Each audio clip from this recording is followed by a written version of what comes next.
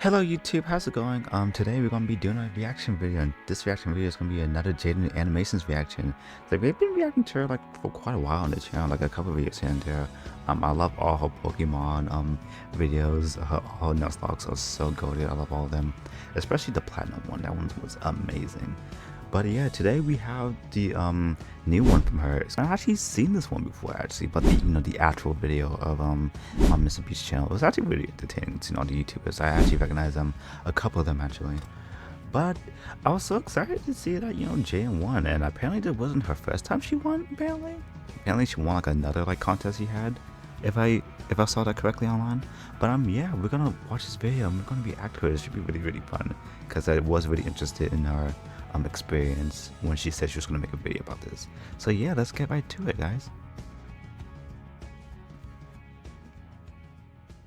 Alright, here we go. Carl Jacobs popped up in my DMs asking if I wanted to be in Mr. Beast's upcoming video. I'll be honest, my gut reaction was fear. Mr. Beast has basically become YouTube's own mad scientist. He can snap his fingers and shape reality at this point. Despite part of me thinking I should just stay in the comfort of my own home, I felt really honored to be invited and kind of just wanted to show up, say hi, and then realistically go home within the first round of eliminations. I accepted the ominous invitation, and before I knew it, was flying to North Carolina, being handed a custom uniform, all before even knowing what I actually just signed up for. I didn't even know if there was a prize for the winner at this point. Walking into the green room, I was expecting to not know anyone, but to my relief, I saw a lot of familiar faces. I even used this time to ask Matt Pat what it was like to meet Scott Cawthorn, and he told me FNAF secrets. So already this trip was more than worth it. Eventually, we were herded down a long, mysterious hallway until we saw it. The Mr. Beast cube. After everyone was filed inside, we were told the last person to leave the cube would be deemed the winner, and also win $1 million for their subscribers. This is for $1 million? Whoa.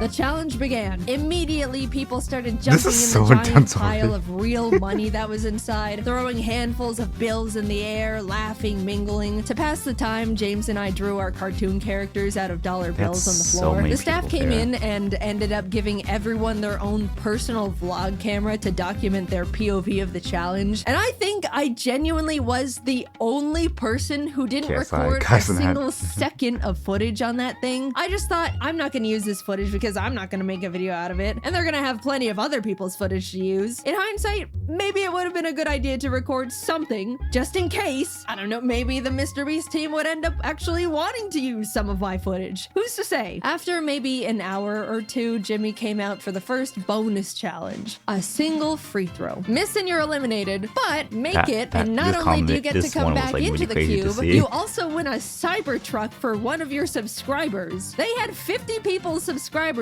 just in a room waiting for something to happen. I'll be honest, when Jimmy explained the extra credit challenge, I was like, hell no, I'm not going up to miss a free throw and leave immediately after nothing's happened yet. If my subscriber back there knew what was going on, they 100% would have understood they weren't getting called up for nothing. If I remember correctly, maybe 2 people ended up making their baskets and 3 people were eliminated. I could be wrong. I don't remember because I didn't vlog it. While chatting with friends, Ludwig walked up and asked if I wanted to do a dice bet. With nothing else to do, I agreed. And to no one's surprise, I lost. And an evil expression washed over Ludwig's face. All right, since you lost, I want you to walk up to Kai Cenat and introduce yourself with, "Hi Kai, I'm Jaiden. So which of my videos have you seen?" Maybe I should have just missed a free throw. "Hey Kai, there's someone I want you to meet." "Hey man, she must have been so scared. Nice to meet you. So, which of my videos have you seen?" Excuse me? Holy shit, I'm gonna kill myself. So which of my videos have you seen? Why would you make her do this? I haven't seen any, I don't think. That's okay. Poor Kai, let's nice meeting you. Bye. Kai was super chill and nice about it, but oh my god, I wanted to rip my skin off. I'm stuck in this cube with him until further notice, and it's all Ludwig's fault with his stupid He's probably like one of the biggest people in that cube too. It's just like, we were told to gather up in groups of 5, designating one as a team captain who will have immunity for the next challenge. I was with James, Schlatt, Ludwig, and Charlie Moist Critical, using the dice to choose the captain. This time I actually rolled highest, but reassigned it to Ludwig because I couldn't cope with the idea of possibly being responsible for a teammate's elimination. And then it was revealed captains would just have to assign their teammates a shape for the Squid Game Honeycomb Challenge. Okay, this one was well, I definitely overthought that one. I had triangle, James got circle, Charlie was star, and Schlatt unfortunately got umbrella. The 10-minute timer began, and everyone started deploying various different strategies to get their cookie shape out. Charlie used a new technique called huck as much spit as you can into the tin to dissolve it all. It was really gross. He ended up filling the tin almost to the top with spit. By the end, 2 people with stars were eliminated, and not a single umbrella made it through. Yeah, it's so hard. It was very funny seeing Mr. Beast lift the lid off Charlie's tin and immediately reel back in disgust, though. A total of 14 out of 50 people have now been eliminated, leaving 36 people. Honestly, that was good enough for me. Losing at any point going forward was already further than I was anticipating. We were fed our little thing of rations and left to wait again. It probably doesn't seem like long in Mr. Beast's video, but it was like 9 p.m. by the time we began the second real challenge. After being directed to choose a partner, James and I shook hands, ready to take on the next game as a team, and froze as it was revealed we had just chosen our own opponent. Another Squid Game tactic. I probably should have seen it coming. I just didn't expect the double up. The Beast staff revealed the next challenge as they rolled in a giant Jenga tower. Winner stays, loser walks. Unfortunately, the very first game of giant Jenga between KSI and AJ ended up taking literally 2 hours. Doing the math in our heads, we all kind of figured we probably didn't have the time to play Jenga for the next 30 hours. But just as AJ won, KSI hoisted him over his shoulders and ran out of the cube. No! Huge drama! That was crazy. What do we need, a new car? What this thing? Ads. Everyone was freaking out. AJ was stunned. No one knew what to do. Was that legal? Can you just carry people out of the cube? Jimmy had everyone take a vote, and pretty much everyone opted to bring AJ back in. Yes, out of the kindness of our hearts, but also out of fear of being manhandled. So since Giant Jenga was a bust, production ended up scrambling to try and find like 12 sets of normal Jenga at midnight in North Carolina. A feat that seems impossible, but I feel like Jimmy could just call up the president of Jenga and have it all delivered via helicopter within 30 minutes. It took a bit, but the slightly larger than normal, yet still reasonably sized Jenga towers were all set up. As our game was going on, James and I ended up making a pact that whoever was eliminated would relay to the outside world that the other was okay, because we didn't have our phones, by the way. Our friends only knew we were in the Mr. Beast cube and haven't responded for 14 hours. Our game of Jenga was pretty intense. Eventually it got to the point where as I was watching James pull out a final piece, I realized there wasn't any left for me to safely remove. I'm about to be eliminated. And a flash of bliss washed over me. Sure, I'll be gone, but that's okay. I'll be set free into the outside world again. The cube is harsh, unforgiving. It's taken so many of my friends from me. The glass floor is hurting my butt. I'm ready to go now. I love how they tell these stories so much. And deeper into the trenches I went. James being eliminated meant I was moving on to Cube Day 2. What a miracle. Watching the rest of the Jenga games was like watching an active war zone. People were focusing, cheering, sweating, praying. Towers were falling one after the other at the feet of now eliminated players. It was brutal. And also still taking way too damn long, man. Can I go to bed? The last game left to finish was between Quackity and a popular Brazilian creator, Enaldino. Apparently, when it was revealed the challenge was Jenga, Enaldino turned to Quackity and admitted he was a Jenga pro. Quackity had never played. Not the situation you want to be in. Quackity half-jokingly asked Enaldino if he wanted to play rock, paper, scissors instead, to which he replied, no.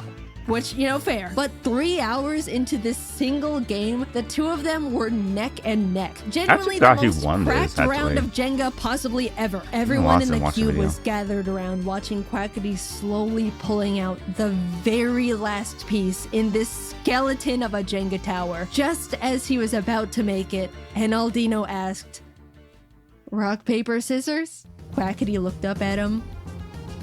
Muito tarde.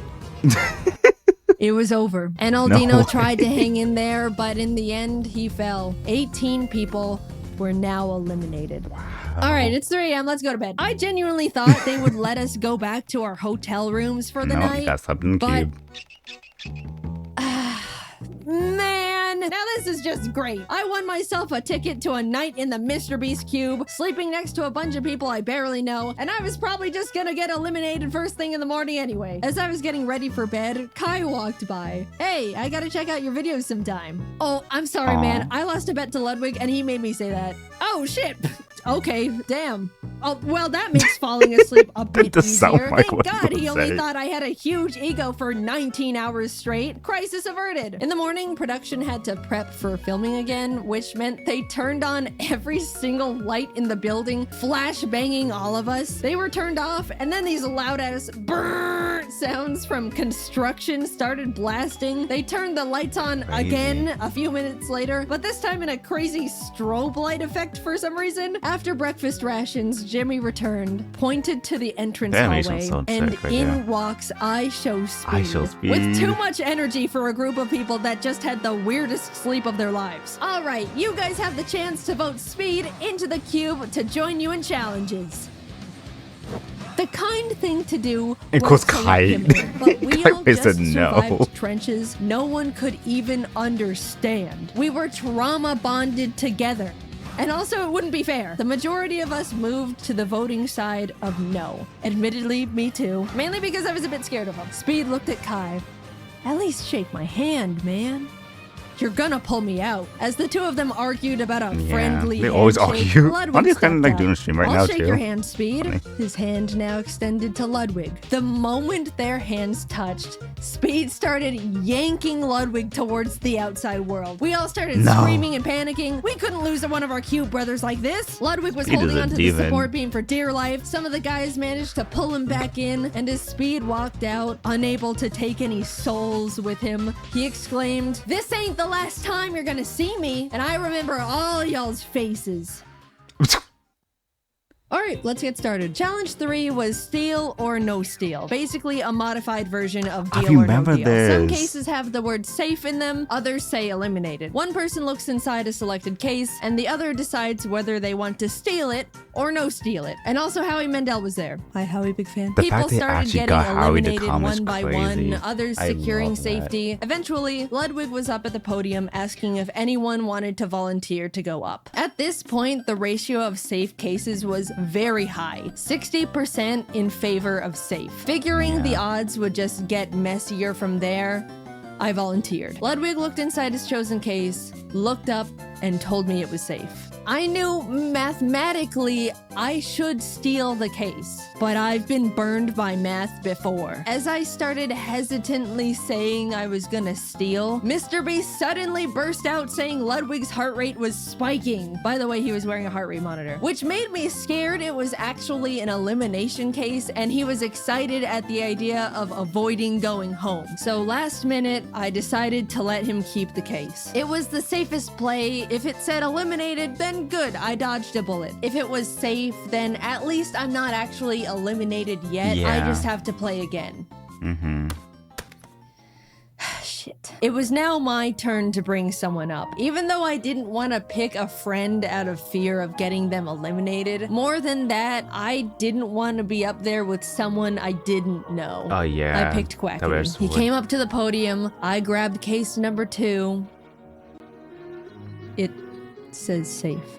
My plan was to tell the truth, but in the most unconfident and nervous way possible. I was deploying every bit of body language knowledge I could think of, making myself look as guilty as possible as he asked me various questions. We went back and forth for a bit until your eyes looked down as you said the case was safe, which indicates guilt. So I think you're lying. I'm not gonna steal it. Without a word, I shifted the case onto its back, unlatched it. Safe. It was worth sleeping in the cube! Oh my god, the relief, you have no idea. After everything finished, a bunch of people walked out, and unfortunately, Quackity ended up being one of them. 10 people left. I know it's a dog-eat-dog world inside the cube, but when you're left to sit with your fellow contestants for hours on end between challenges, waiting for Jimmy Beast to send you all through another round of cube stress, you really start bonding with the survivors. It was pretty sad watching them go. Hours passed until the Jimmy death bell struck again, and we were told to partner up once more. Alex and I had really gotten to chat and hang out together as the only girls left at this point, so we paired up. Everyone was blindfolded and told to sit tight until they were ready, which is ominous. The two of us were strategizing and figuring out each other's strengths and weaknesses for whatever was coming our way, only to be unblindfolded and see the entire cube transformed into a kitchen. It was that was crazy actually. Like they did We're actually that. What? Alex started panicking, saying she can't cook for her life. We were freaking out. Then Mr. Beast brought out the judges. Professional competitive eater Joey Chestnut, Miranda Cosgrove,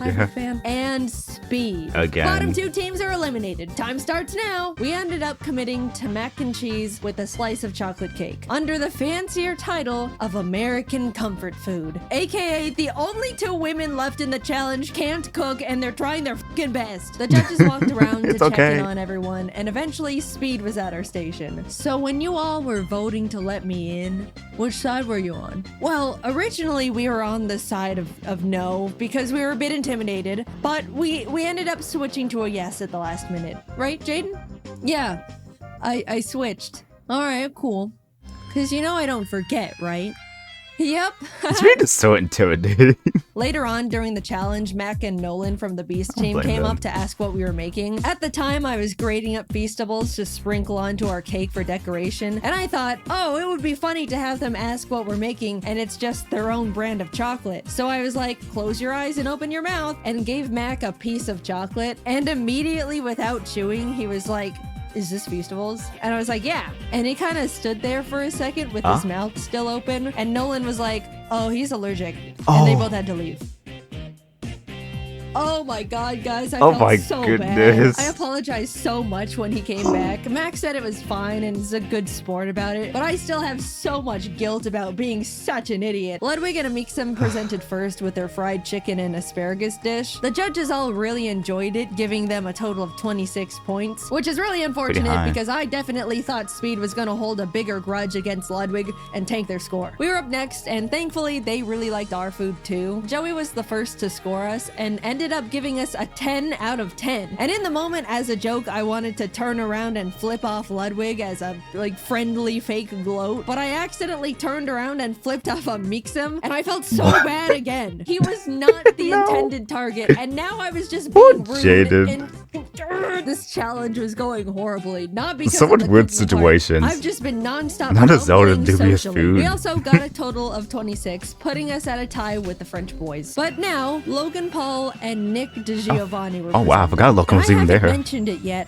but Nick is actually a goddamn chef. They even gave us all his own cookbooks as a helpful tip for the challenge, which is just a knife twist in my opinion. So yeah, they knocked it out of the park, got a 29. The judges were licking their plates. After them was Kai and AJ, who had a great presentation, but their food, not so much. They got 16. After eating, Speed got up and started smashing the plates on the ground. And Logan Paul saw this and got really excited because he wanted to smash plates too. Without thinking, he ran out to join Speed, and we all shouted at him in panic. Confused at the sudden change in the air, Logan looked back at us before realizing you missing Beast was gagged. He's like, to this day, none of us are truly sure if he did it for the content or it was a genuine accident. In his defense, the set was so cosmetically different that it really did feel like we weren't in the cube anymore. Yeah, like I said, they changed it so well. Close to the sun, and even though he had a guaranteed spot in the finals, he was eliminated.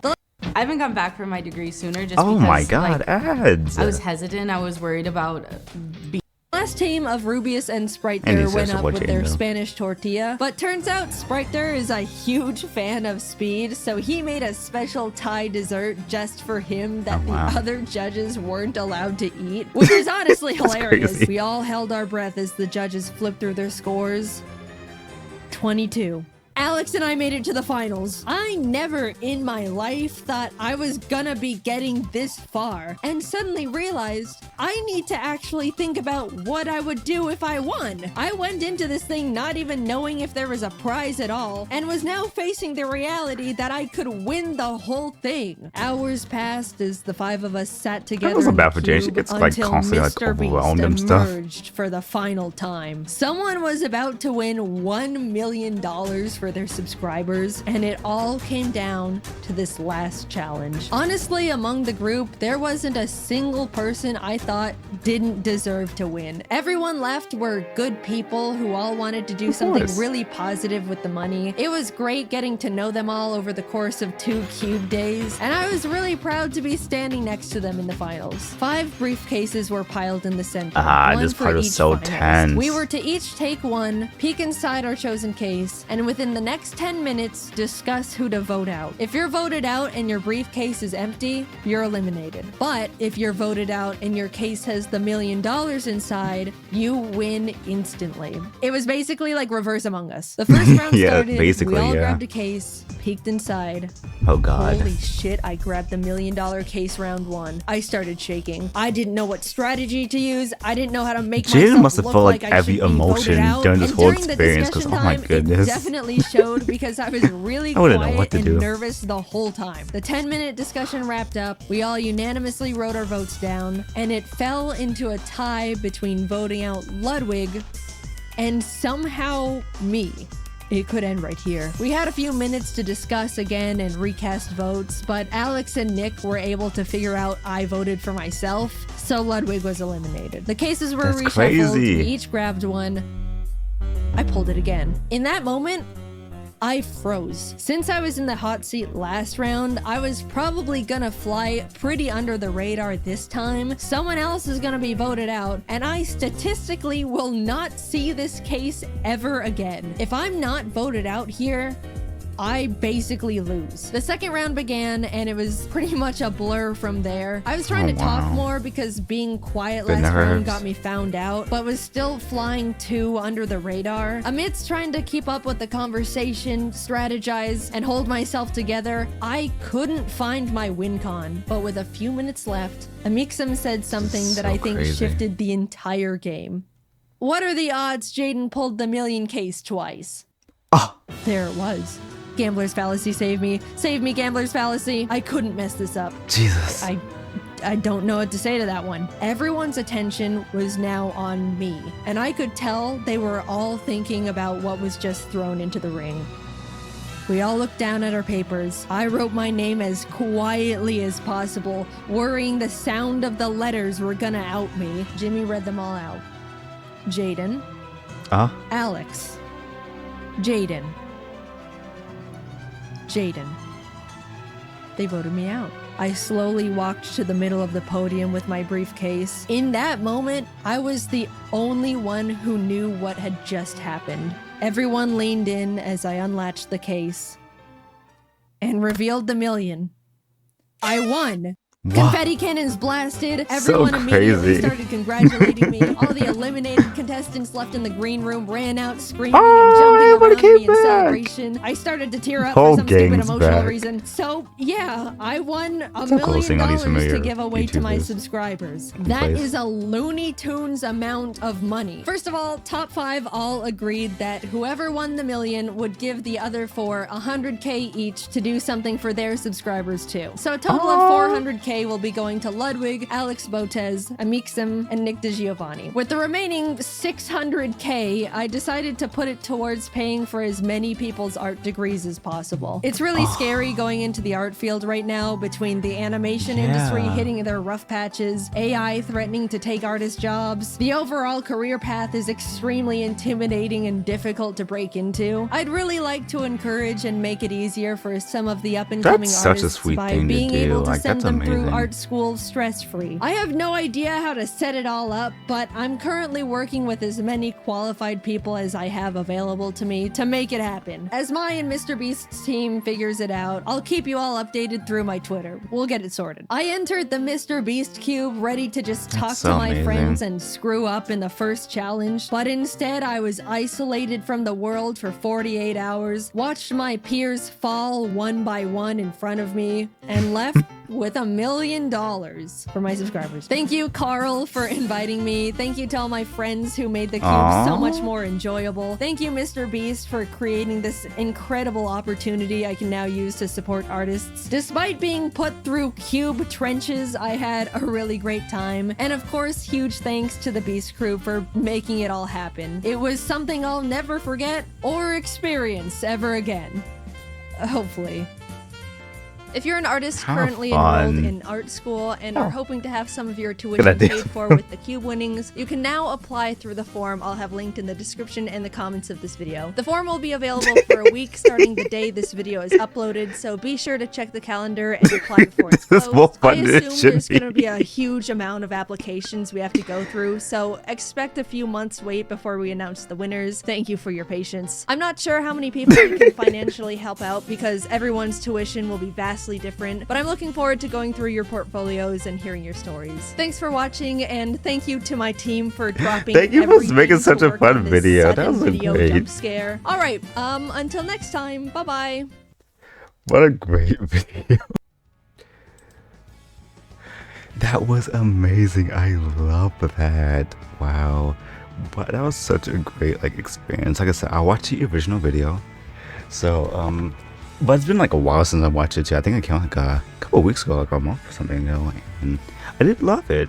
You know, I saw a lot of amazing YouTubers and Twitch streams or whatever that I saw that I recognized, and I was low key rooting for Jaiden because I love their videos so much, and the animation is always like clean, and the whole Jaiden team, everyone that helps her behind the scenes. You guys are also amazing.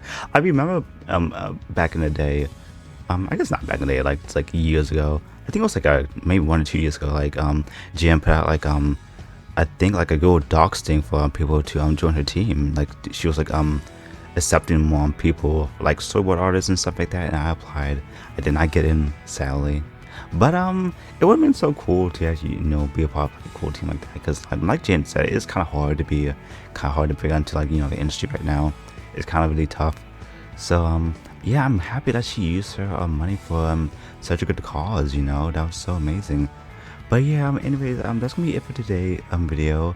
Jaiden, you knocked it out of the park yet again. That was so entertaining. The animation was so nice, and everyone involved, congratulations, you guys did your big one. But yeah, see you guys later. Until next time, bye.